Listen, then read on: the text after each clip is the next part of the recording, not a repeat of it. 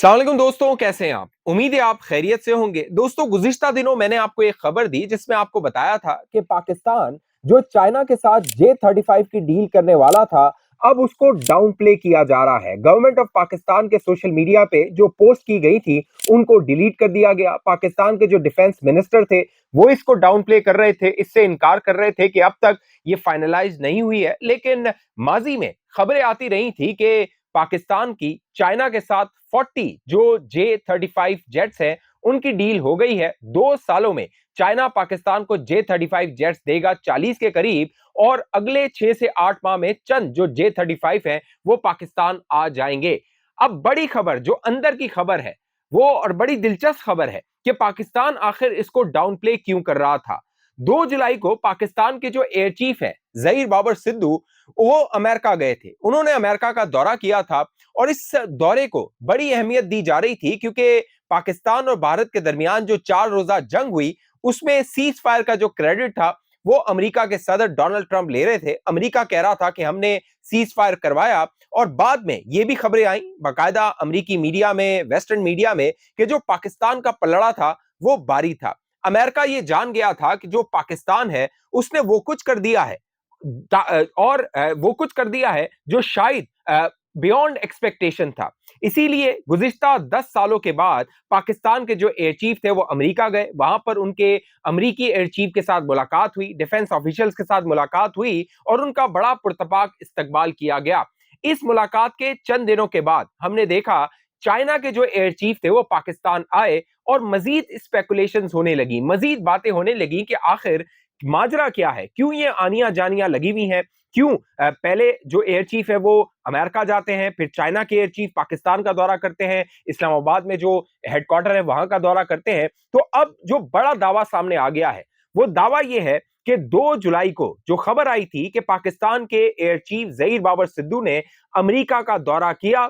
इस दौरे के दौरान खबर यह है, बड़ी खबर यह है कि ज़हीर बाबर सिद्धू ने अमेरिका की एडमिनिस्ट्रेशन से कहा कि वो भारत को F-35 की जो डिलीवरी है वो ना करे, यानी भारत को F-35 जेट्स ना दिए जाएं। ये जो खबर मैं आपको दे रहा हूं, ये खबर ज्यादातर जो भारतीय मीडिया आउटलेट्स हैं वो इसको रिपोर्ट कर रहे हैं। अब जब मैंने इस खबर को पढ़ा तो मुझे गुमान हुआ क्या ये खबर सच हो सकती है। फिर मैंने इस डॉट्स को कनेक्ट करने की कोशिश की। जो J-35 की डील है चाइना के साथ, पाकिस्तान आखिर क्यों उसको डाउन प्ले कर रहा है।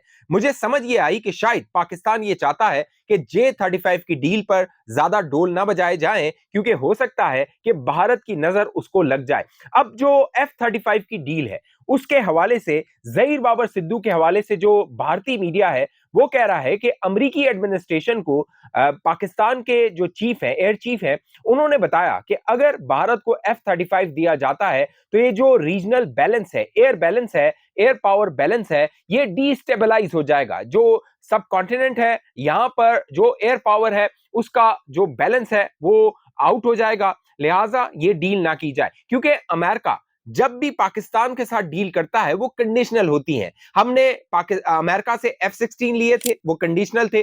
F-16 भारत के खिलाफ इस्तेमाल नहीं हो सकते। तो मुमकिन है कि जो पाकिस्तान हो वो अपना ये मुद्दा अमेरिका के सामने रख रहा हो कि अगर भारत को F-35 देने हैं तो फिर आपको कंडीशनल देने होंगे। F-35 पाकिस्तान के खिलाफ इस्तेमाल नहीं होंगे, जैसे F-16 भारत के खिलाफ इस्तेमाल नहीं हो सकते हैं, जो कि अमेरिका के साथ मुआहिदे में शामिल है। अब जो ज़हीर बाबर सिद्धू हैं उनके हवाले से यह भी कहा जा रहा है, खासतौर पे जो भारत के मीडिया आउटलेट्स हैं वो ये प्रोपेगेंडा कर रहे हैं कि जो पाकिस्तान है वो घबरा गया है, पाकिस्तान डर गया है और वो अमेरिका की मिन्नत तल्ले कर रहा है। हकीकत ये नहीं है। मेरी असेसमेंट ये है कि पाकिस्तान ने इस तरह की कोई बात नहीं की होगी, अपने कंसर्न जाहिर किए होंगे। जिस तरह F-16 के हवाले से मैंने आपको बताया कि जो अमेरिका है वो उस पर नजर रखता है। F-16 जब भी उड़ता है, जब भी इस्तेमाल होता है किसी जंग में, किसी कॉम्बैट में, तो अमेरिका के जो कह लीजिए कि रेलेवेंट अथॉरिटीज हैं वो उन पर नजर रखती हैं। लिहाजा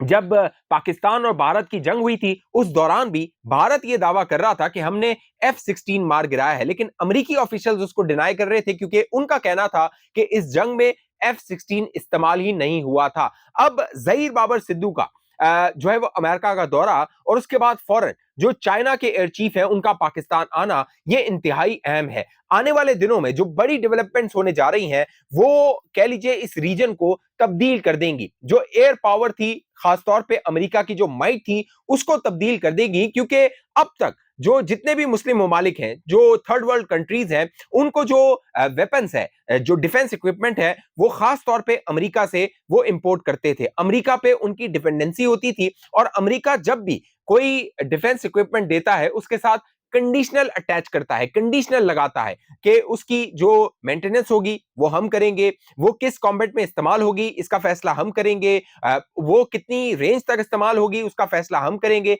यानी जो अमेरिका होता है वो किसी भी डील को पाबंदियों के गिर्द जो है वो रखते हुए कोई भी डील करता है। अब जो भारत है वो डेस्परेट है, भारत डील करना चाहता है, या तो वो अमेरिका से F-35 लेना चाहता है या रशिया से वो Su-57 लेना चाहता है।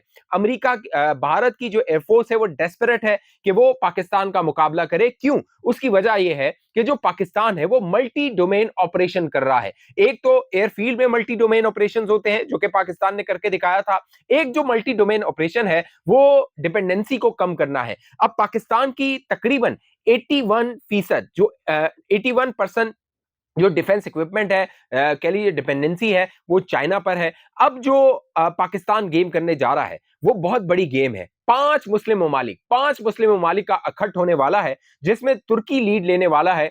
सऊदी अरब है, तुर्की है, इंडोनेशिया है, पाकिस्तान है और एक आध और मुल्क है जो कि अब पाकिस्तान में बड़ी मैन्युफैक्चरिंग, बड़ी फैक्ट्रीज लगाने वाले हैं। गुज़िश्ता दिनों मैंने सरसरी आपको बताया था कि जो तुर्की का कान जेट है, जो कि 5th generation street fighter jet है, उसकी प्रोडक्शन पाकिस्तान में शुरू होने वाली है और अमेरिका के लिए ये हिला देने वाली खबर है, क्योंकि कान जो है वो मुकाबला करेगा F-35 का। अगर कान सक्सेसफुल हो जाता है, कामयाब हो जाता है, तो फिर F-35 की जो मार्केट है वो नीचे गिर सकती है। अब जो मुस्लिम ममालिक हैं वो पाकिस्तान के साथ इत्तेहाद कर रहे हैं। गुज़िश्ता दिनों हमने देखा इंडोनेशिया के जो डिफेंस मिनिस्टर थे वो पाकिस्तान आए हुए थे। उन्होंने army chief general Asim Munir के साथ मुलाकात की, बाकायदा उन्होंने एग्रीमेंट किया कि डिफेंस कॉपरेशन को बढ़ाया जाएगा।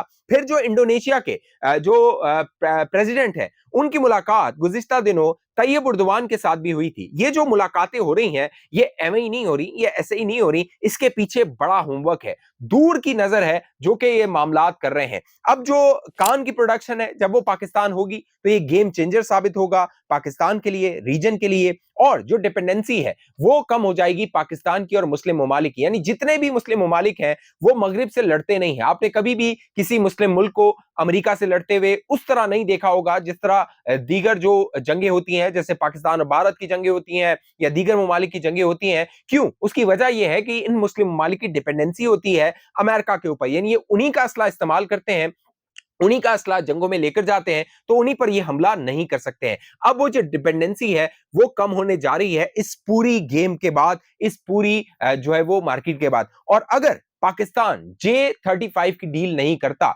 जो कि मेरा ख्याल है कि इसके इम्कानात कम है, तो फिर पाकिस्तान के पास जो नेक्स्ट ऑप्शन है वो कान का है। अब जो कान है वो तकरीबन उसका जो मैच है वो 1.8 मैच है, higher than the sound of speed of sound, यानी उससे भी वो ज्यादा है। जो F-35 का मैच है वो 1.6 है। तो आप इससे अंदाजा लगाइए कि कान का जो लेवल है वो कितना ऊपर है। वो भी 5th जनरेशन है, जो F-35 है वो भी 5th जनरेशन है। जो F-35 है वो इजराइल की आर्मी है वो इस्तेमाल कर रही है। भारत चाहता है कि वो इसको खरीदे, वो इसको इस्तेमाल करे। जो F-35 की कॉस्ट है वो एक F-35 की तकरीबन $100 मिलियन की कॉस्ट है, जो कि कान से बहुत कम है। साथ साथ कान के पीछे जो एक बड़ा विजन है वो चीप कॉस्ट है, क्योंकि कान की प्रोडक्शन मैन्युफैक्चरिंग अगर पाकिस्तान में होती है तो कॉस्ट उसकी कम हो जाएगी, तुर्की को उसकी कॉस्ट कम पड़ेगी, और जब उसकी कॉस्ट कम पड़ेगी और उसके जो कह लीजिए कि नताइज हैं, उसका जो आउटकम है, उसके जो रिजल्ट हैं वो वही होंगे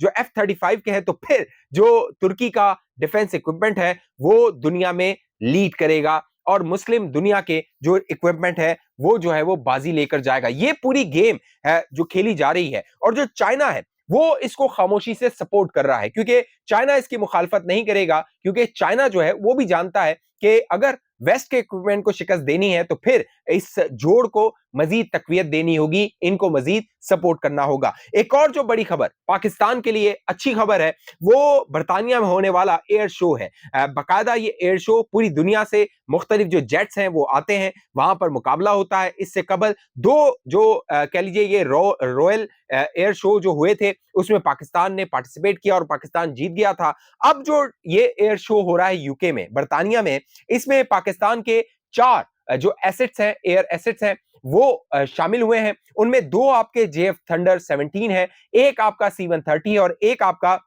जो सप्लाइंग क्राफ्ट है, फ्यूल का सप्लायर क्राफ्ट है, वो इसमें शामिल है। अब दिलचस्प बात यह है कि पाकिस्तान का जो जेएफ थंडर 17 है उसको हल्का लिया जाता था, लेकिन दोस्तों बरतानिया और पाकिस्तान का जो फासला है, एयर फासला, तकरीबन 6500 किलोमीटर है, तकरीबन 6500 किलोमीटर है। और पाकिस्तान का जो जेएफ थंडर जेट है उसने वन गो में, यानी वन फ्लाइट में, ये 6500 किलोमीटर का फासला तय किया और वो बरतानिया पहुंचा है। रास्ते में उसको बकायदा रिफ्यूल किया गया, जो कि सप्लायर, फ्यूल सप्लायर जो जेट था वो उसके साथ था, वो उसको रिफ्यूल कर रहा था। लेकिन पाकिस्तान के जेएफ थंडर ने ये साबित किया कि उसकी रिलायबिलिटी जो है और कॉम्बैट ऑपरेशन की जो ड्यूरेशन है वो तकरीबन 12 घंटे हो सकती है, यानी जेएफ थंडर 12 घंटे तक हवा में रहते हुए कॉम्बैट ऑपरेशन कर सकता है। पाकिस्तान ने before going to the show में जाने से पहले यह साबित कर दिया रास्ते में कि यह मामला जेएफ थंडर के साथ हो सकता है। साथ साथ पाकिस्तान का C-130 जो तैयारा है वो भी इस एयर शो में मौजूद है। और C-130 के जेट को अगर आप देखें तो उसकी टेल पर बड़ा खूबसूरत डिजाइन बनाया हुआ है और उस डिजाइन पर तकरीबन 4 के करीब जो जेट्स हैं उनको नुमाया किया गया है। और उसमें सबसे पहला जो नंबर है वो PX फाइटर जेट का है, PFX फाइटर जेट का है। और PFX फाइटर जेट जो है, हालांकि इससे पहले शायद आपने इसका नाम ना सुना हो, लेकिन पाकिस्तान का ये कहना है, यानी पाकिस्तान जो इस पर काम कर रहा है PFX फाइटर जेट पे, ये मुस्तकबिल है, मुस्तकबिल को तब्दील कर देगा। यानी आप J-10 को भूल जाएंगे, आप J-17 को भूल जाएंगे, जब PFX जो जेट है वो मंजर आम पर आएगा, वो अपनी कारकर्दगी दिखाएगा। उसके बाद दूसरे नंबर पे जो पाक फिजाइया ने रखा है वो JF-17 को रखा है, उसके डिजाइन को, उसके बाद J-10 को रखा है और उसके बाद F-16 को रखा है इस डिजाइन में, जो कि C-130 जेट के टेल पर किया गया है। तो बड़ा जबरदस्त खबरें हैं पाकिस्तान के लिए, पाकिस्तान के डिफेंस के लिए, पाकिस्तान के एयरफोर्स के लिए, और इस तरह की मजीद खबरें आती रहेंगी, आप दोस्तों को मैं बताता रहूंगा। अब तक ये चैनल आपने सब्सक्राइब नहीं किया, जरूर सब्सक्राइब कीजिए, साथ घंटी का निशान उसको दबाइए, वीडियो को लाइक कीजिए, शेयर कीजिए, फेसबुक देखने वाले दोस्त पेज को लाइक फॉलो करके इस वीडियो को लाजमी शेयर कीजिए। अगली वीडियो तक मुझे इजाजत दीजिए, अपना ख्याल रखिएगा। पाकिस्तान जिंदाबाद।